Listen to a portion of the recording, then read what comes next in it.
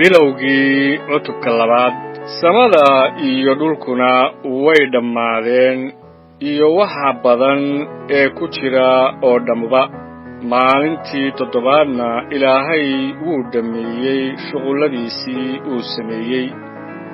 oo maalintii toddobaad ayuu ka nastay shughulkiisii uu sameeyey oo dhanba.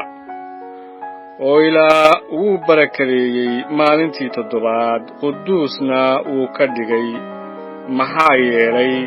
maalintaas Ilaah ayaa ka nastay shughulkiisii uu sameeyey ee ahaa abuuridda oo dhan. Kuwani waa bilowgii samada iyo dhulka kolkii la abuuray iyaga. Maalintii Rabbiga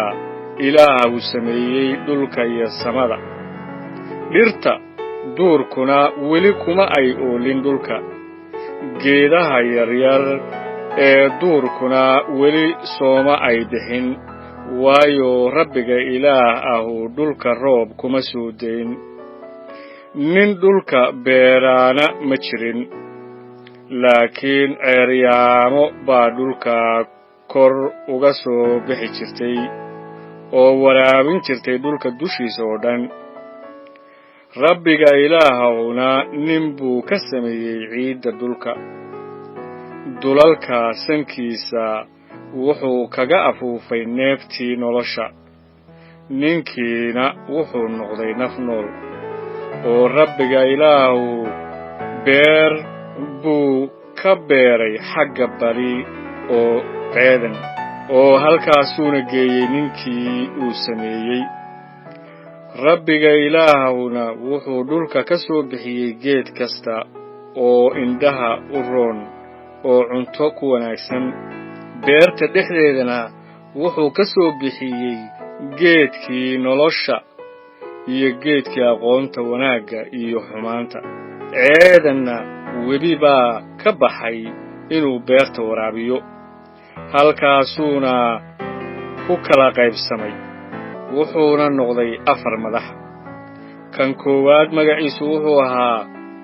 Fiishoon. Kaasu waa kan ku wareegsan dhulka Xawiilah oo dhan, meeshaas oo dahab leh, oo dahabka dhulkaasu waa wanaagsan yahay, oo meeshaasuna waxay leedahay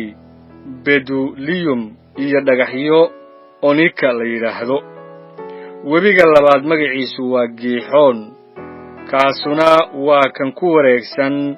dhulka Kuush oo dhan. Webiga saddexaad magaciisu waa Xidiqeel.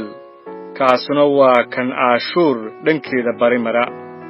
Webiga afraadna waa Yufraad. Rabbiga Ilaahuna ninkii wuu kaxeeyey oo wuxuu geeyey beer Ceedan inuu falo oo dhowro. Rabbiga Ilaahuna wuxuu ninkii ku amray isagoo leh, geed kasta oo beerta ku yaal waxbaad ka cuni kartaa, laakiin geedka aqoonta wanaagga iyo xumaanta waa inaanad waxba ka cunin, waayo maalinta aad wax ka cuntid hubaal waad dhiman doontaa. oo Rabbiga Ilaahu wuxuu yidhi, ma wanaagsana in ninku keligiis ahaado, waxaan u samayn doonaa mid caawisa oo ku habboon. Rabbiga Ilaahuna wuxuu ciidda ka sameeyey dugaag kasta oo duurka jooga iyo haad kasta oo hawada duula, oo iyagii wuxuu u keenay ninkii inuu arko wuxuu u bixiyo. oo wax kastoo ninku u bixiyey kasta oo nool ayaa magaciisii noqday.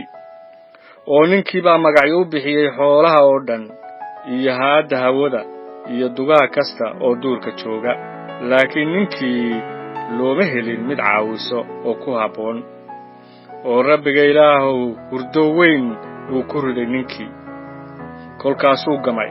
kolkaasuu wuxuu ka bixiyey feedhihiisii middood, meesheediina hilib buu ku awday.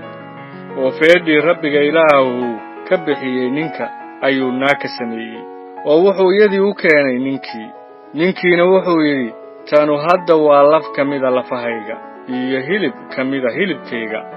waxaa iyada loogu yeedhi doonaa naag, maxaa yeelay iyada waxaa laga soo saaray nin sidaas daraaddeed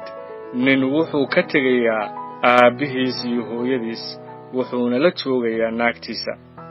oo waxay noqonayaan isku jidh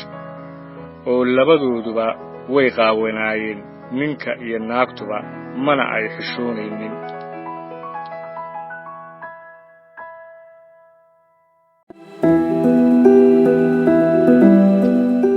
bilowgii cutubka 3 haddaba abeesadu way ugu khiyaano badnayd bahal kasta oo duurka jooga oo rabbiga ilaahu sameeyey oo waxay naagtii ku tidhi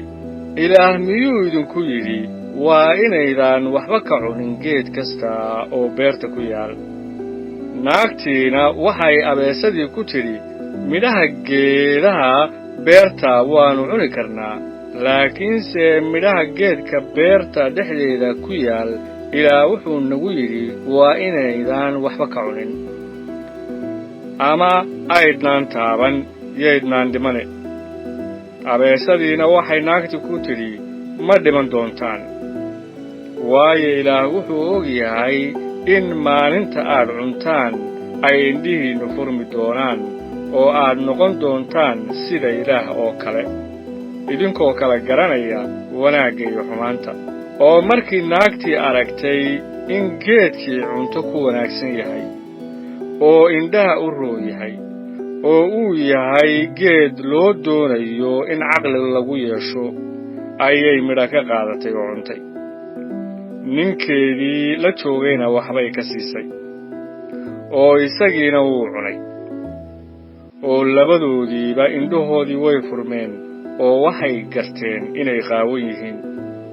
waxayna isku tosheen caleemo berde oo ay gunti ka samaysteen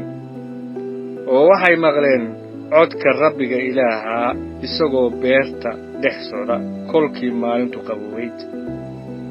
oo ninkii iyo naagtii way iska qariyeen ilaah oo waxay ku dhuunteen geedihii beerta dhexdooda oo rabbiga ilaahu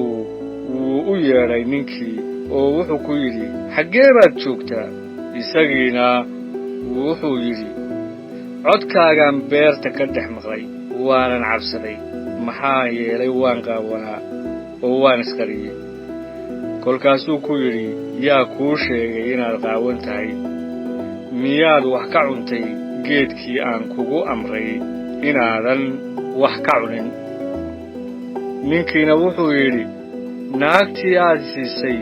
inay ila joogto ayaa geedkii wax iga siisay oo anna waan cunay oo rabbiga ilaahuna wuxuu naagtii ku yidhi waa maxay waxaanaad samaysay naagtiina waxay tidhi abeesadaa ay khiyaamaysay anna waan cunay oo rabbiga ilaahuna wuxuu abeesadii ku yidhi waxaanaad samaysay aawadiis waad ka habaaran tahay xoolaha oo dhan iyo dugaag kasta oo duurka jooga waxaanad ku socon doontaa boggaaga ciid baadna cuni doontaa maalmaha cimrigaaga oo dhan oo colaad baan idin dhex dhigi doonaa adiga iyo naagta iyo farcankaaga iyo farcankeeda oo madaxaagu burburin doonaa adiguna cidhibtiisaaad burburin doontaa naagtiina wuxuu ku yidhi dhibaatada iyo walaacaaga aad baan u badin doonaa oo dhib baad carruur ku dhali doontaa oo waxay doonistaadu ahaan doontaa ninkaaga wuuna kuu talin doonaa aadanna wuxuu ku yidhi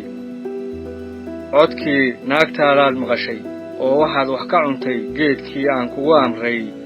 anigoo leh waa inaadan waxba ka cunin sidaas daraaddeed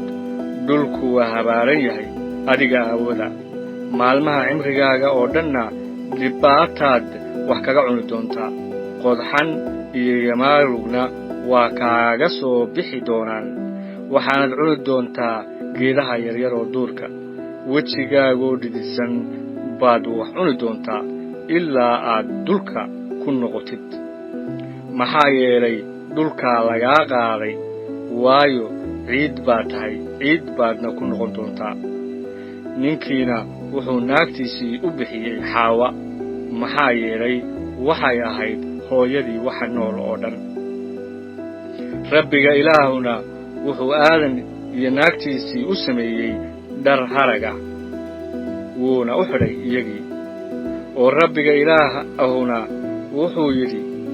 ninku wuxuu noqday sidii mid inaga mida isagoo garanaya wanaagga iyo xumaanta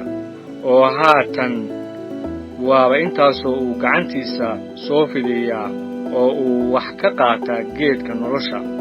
oo uu cunaa oo uu weligiis noolaadaa sidaa daraaddeed ilaah isaga wuu ka saaray beer ceedan si uu u beerto dhulka isaga laga soo qaaday kolkaasuu ninkii eriyey beer ceedan barigeedana wuxuu taagay kerubiim iyo seef ololaysa oo dhan walba u jeesanaysa si ay u dhowrto jidka geedka nolosha